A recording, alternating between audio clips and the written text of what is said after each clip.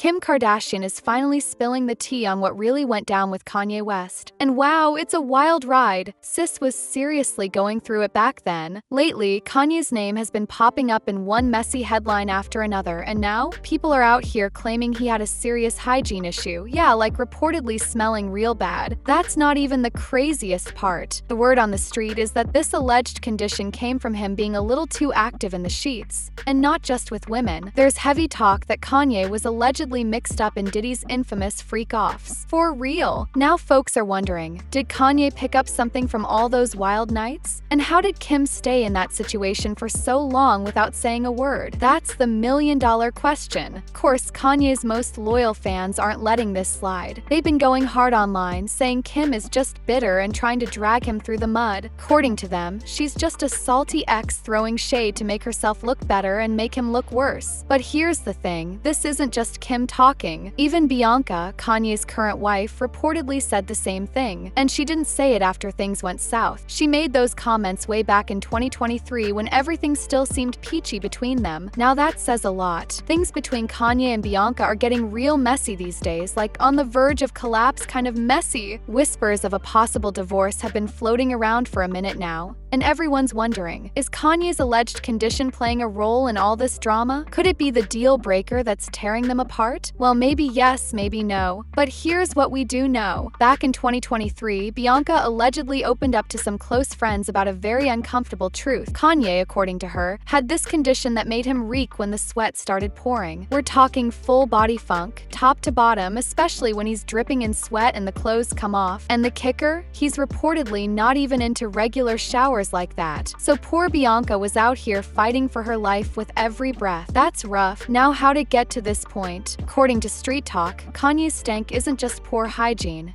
It's allegedly linked to a condition he picked up from all that bed hopping he's been doing. And let's not pretend this is some new habit. Kanye's been known for running the streets for years, but somehow a lot of his behavior always slid under the radar. Here's a wild detail. He cheated on Kim right after she had their son Saint. Yup, while she was still healing and adjusting to life with a newborn, Kanye was already out doing dirt. He didn't even try to deny it either. He low-key admitted it in one of his own tracks. But somehow nobody made a big deal out of it back then. Folks just let it slide like it was nothing. Now that more eyes are on him and more people are speaking up, including Bianca, his past is catching up real fast. Or maybe Kanye's diehard fans just didn't care, like straight up ignored the signs. Because let's be real, if he really cheated on Kim right after she gave birth, then there's a strong chance that wasn't the only time he stepped out. That kind of move doesn't usually happen just once. And that's not even scratching the surface of the serious allegations he's been tied to over the years. Now let's talk about the darker side of all this. Stuff that doesn't get enough attention. There have been some disturbing claims floating around, and one in particular comes from singer Nikki Heaton. She used to be all over the place with her music and her strong social media presence. Super buzzworthy a few years ago, so when she got word that Kanye West wanted to collaborate, she was hyped, like thinking it was her big break. But what happened next? Straight up disturbing. Nikki showed up to the studio expecting a normal session. She brought her manager with her, thinking this was a business move. But instead of a chill, professional setting, she walked into something completely different. First red flag? Diddy was there too, uninvited and totally unexpected. Then she noticed something else.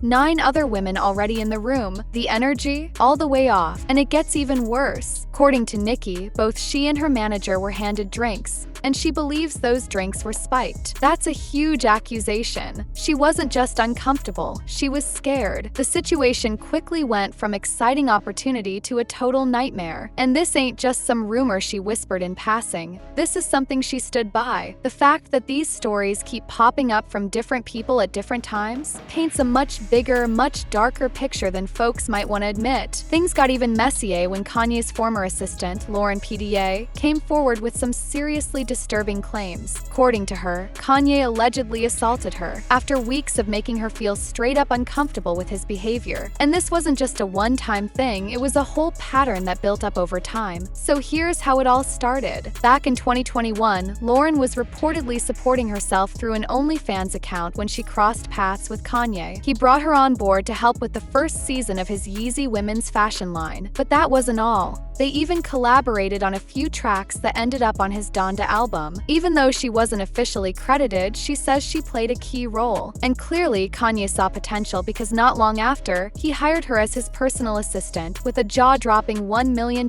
salary. But there was a catch. She had to be available 24/7. No breaks, no boundaries. And at first, she agreed to it. But things spiraled fast. Lauren claims Kanye's behavior quickly turned aggressive and inappropriate. He allegedly started sending her wild messages, text after text, that made her feel violated and unsafe. What's worse, according to reports, when Lauren shut down her OnlyFans and tried to step away from that world, Kanye allegedly bombarded her with explicit messages. We're talking full-on adult content, videos, messages, stuff no boss should ever be sending to someone who works for them, especially not someone he's paying under tight control around the clock. These weren't just weird vibes, they were serious, dangerous moves that left Lauren shaken. And the fact that this happened while she was under contract, working for him full-time, adds a whole new layer to the story. It's not just scandal, it's straight-up abuse of power. Lauren PDA didn't just stop at inappropriate texts. Her accusations against Kanye got way more disturbing. She claimed that during a phone call, he straight-up started doing things to himself while talking to her. And it didn't end there. According to her, there was a time when he trapped her in a private room on his plane, and then pleasured himself right in front of her. No warning, no escape, just completely crossing every boundary. And what he reportedly said during those moments, completely unhinged. Lauren claims Kanye started ranting, saying twisted things like, "See, my problem is I'll be what an F, but then after I F, I want a girl to tell me how hard they've been FD while I'm fing them. Then I want her to cheat on me." She said he would go off describing his fantasies in the most graphic, vulgar ways like it was nothing. Gets worse. One text, allegedly sent by Kanye, read something along the lines of, "Is my Dara, is this fing D of mine? I'm gonna beat this D for BNF and racist. I'm gonna stare at pics of white women with black behinds and beat the ish out of my D beating the ish out of my big black C." Wild, disturbing, and deeply inappropriate, especially coming from someone who was supposed to be in a position of power. What's even more shocking, fans weren't all that surprised. That's how desensitized the public had become to Kanye's unpredictable and out-of-pocket behavior. But Lauren wasn't finished. The situation turned even darker when she updated her lawsuit to include full-on allegations of assault. Real serious stuff. She reportedly stated that she and a former client from her artist management days, whose name wasn't included in the legal docs, were invited to a session by Ye. From there, things allegedly spiraled out of control. It's the kind of accusation that paints a much more terrifying picture behind the scenes. One that goes way past the typical celebrity drama and enters serious legal territory. According to Lauren PDA's lawsuit, that infamous studio session wasn't just some casual late-night hangout. It was allegedly something much darker. She claims Kanye West and Diddy co-hosted the night, and things took a disturbing turn almost as soon as she walked through the door. The moment she arrived, drinks were being passed around. But then came an unsettling announcement. If you wanted to stay, you had to drink. No exceptions. Pressure was on. PDA says she took a few small sips of a drink that was poured at Kanye's direction by a studio assistant, and then personally handed to her by Kanye himself. And after that, things got blurry fast. She says she suddenly started to feel out of it. Disoriented, dizzy, completely not herself. The next morning, she woke up with little to no memory of what had happened the night before. No idea how things ended. And all she felt was this overwhelming sense of shame and embarrassment, like something wasn't right. But she couldn't piece it together. Years later, while still working with Kanye, she claims he brought up that night, casually, and what he said next chilled her. He allegedly told her they had hooked up that night, and then gave specific details about what went down. Lauren says this was the first time she realized something truly horrifying may have happened. Until that conversation, she believed she might have just been roofied and embarrassed herself, thinking she had blacked out at a professional event. But when she told Kanye she didn't remember anything from that night, he allegedly laughed in her face and said, "Women love to say they don't remember, right up until the moment they do." That's when it hit her. According to the lawsuit, that conversation shattered everything. She realized that she hadn't just been drunk or careless. She had been subjected to serious gender-based violence and battery that night by none other than Kanye West, aka Ye. And the worst part? She didn't even know it until he threw it in her face. But it didn't stop there. According to Lauren PDA, there was another terrifying incident, one that allegedly went down in July 2021 during an album workshop at the luxurious St. Regis Hotel in San Francisco. Court documents describe the moment in chilling detail. Lauren says it was around 6 o'clock in the morning when Kanye started aggressively pounding on her hotel room door. She was asleep, and the sudden banging woke her up. When she opened the door, he allegedly barged right in, claiming he needed to use her shower because his wasn't working. Totally uninvited, totally forceful. What happened next, according to Lauren, was beyond shocking. After using the bathroom, she says Kanye approached her, then dropped his towel, completely exposing himself, and tried to force his naked body onto her, putting himself right in her face. She says she pleaded with him to stop, begged him, but he ignored her. Complaint says he eventually walked off, tossed out a quick sorry like it meant nothing, and then just went about his day as if nothing had happened. No guilt, no shame, just business as usual.